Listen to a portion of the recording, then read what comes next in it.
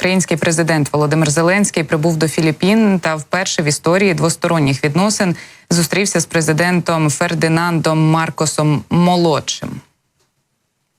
Вдячний Філіппінам за підтримку суверенітету і територіальної цілісності України, за чітку позицію щодо агресії Росії проти нашої країни, а також за підтримку важливих резолюцій ООН. Україна має намір відкрити посольство в Манілі цього року для зміцнення двосторонньої співпраці. Лідери двох країн обговорили інавгураційний глобальний саміт миру та важливість представлення на ньому країн Південно-Східної Азії. Цінуємо, що Філіппіни візьмуть участь у саміті, каже український президент. Вони також обговорили двосторонню співпрацю, зокрема експорт української аграрної продукції до Філіппін. Я ж нагадаю, Володимир Зеленський із офіційним візитом прибув і до Сінгапуру на полях щорічного азійського саміту з питань безпеки «Діалог Шангрі-Ла». Він зустрівся із обраним президентом Індонезії Прабово Субіанто, якого ще раз привітав із перемогою на виборах у березні цього року. Були також зустрічі з делегацією Комітету із закордонних справ Палати представників США, президентом Демократичної Республіки Тимор-Лешті Жозе Мануелем Рамошем Ортою, з президентом Сингапуру Тарманом Шанмугаратнамом та іншими світовими чиновниками.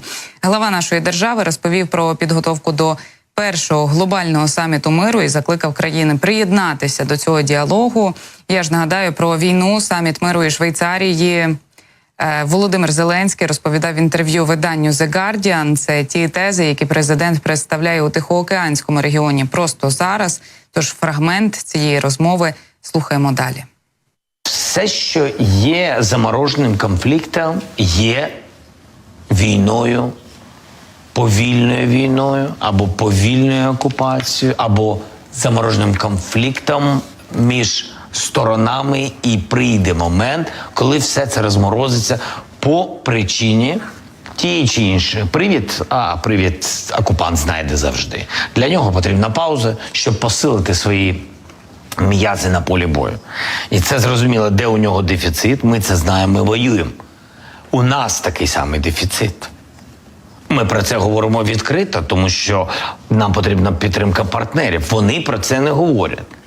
У них більше техніки, ніж у нас, але у них дефіцит, брак. У них брак досвідчених військових, у них брак артилерійського снаряду, у них брак ракет з тими тисячами, що вони по нас випускають. Там просто повинні бути мікроелементи, які залежать від поставок західних країн, до речі. Тому ця пауза їм піде на користь, точно не нам. Дуже важливі тези, насправді, тому що у міжнародній пресі усе частіше з'являються повідомлення, знаєте, я їх називаю від джерел до джерел, де анонімні чиновники, зокрема і кремлівські, розповідають про те, що начебто Володимир Путін готовий до припинення вогню. Ні, це абсолютно не так, і цивілізованому світу не варто сподіватися на те, що агресор сам зупиниться, його можна зупинити лише силою, лише збройним відбиттям тієї агресії, яку Росія несе на територію України.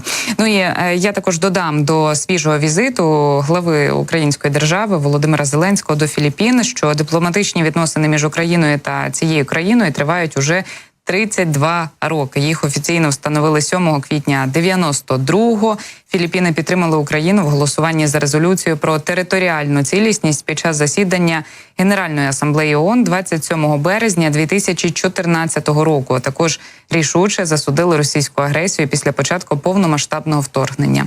За даними Бюро імміграції, станом на травень цього року у Філіппінах проживає 95 українців.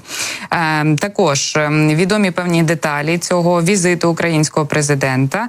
Глава нашої держави планував, але не зміг зустрітися з філіппінським колегою на полях саміту «Діалог Шангрі-Ла» у Сінгапурі, тож вирішив прилетіти до Маніли і запросити Фердинанда Маркоса Молодшого на саміт миру.